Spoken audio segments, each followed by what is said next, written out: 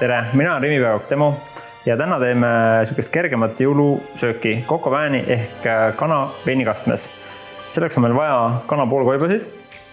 Lisame sinna juurde natukene väikseid šampinjone, paneme ka rooskapsast, porgandit ja varsellerit, et teeme natuke teistsuguse kui tavaliselt. Lõikame porganditest suuremad, tummisemad viilu, et pärast ta haudapotis liiga plödiks ei läheks. Sibulaks läheb täna juba pärlsibul, mis on otse purgist. Siit võtame paar oksa varsellerit. Varselleri võib alati ka asendada millegagi, kui ei ole väga suur varselleri sõber.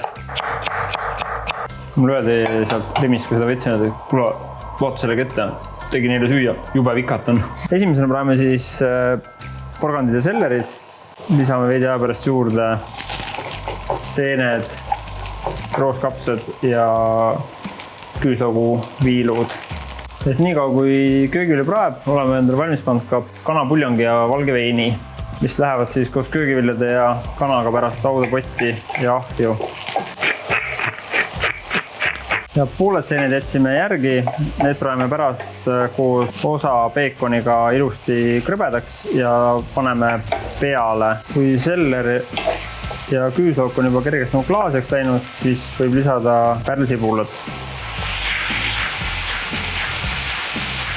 Ja lisame ka valge veini, et keedame alkoholi välja, enne kui läheb haudapotti.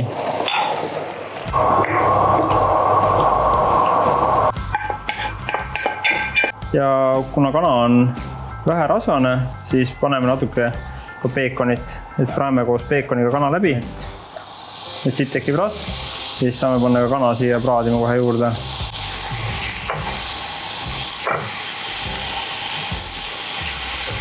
Ja peekon annab siis samamoodi ka natuke suitsust maitset. Ja lisaks lisame juurde, et oleks natuke rohkem jõulusem, paneme ja apelsinikoort. 2 kaniilikoore rulli. Surume siia köögivilja sisse ja peale paneme kõik selle krõbeda peekoni ja peekoni rasva.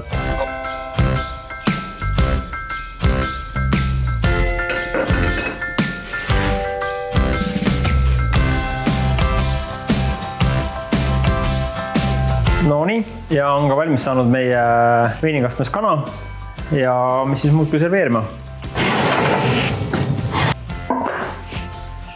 Mõnus kerge ja jõulupärane. Lisasime ka garneeringuks veidikese pohlasid.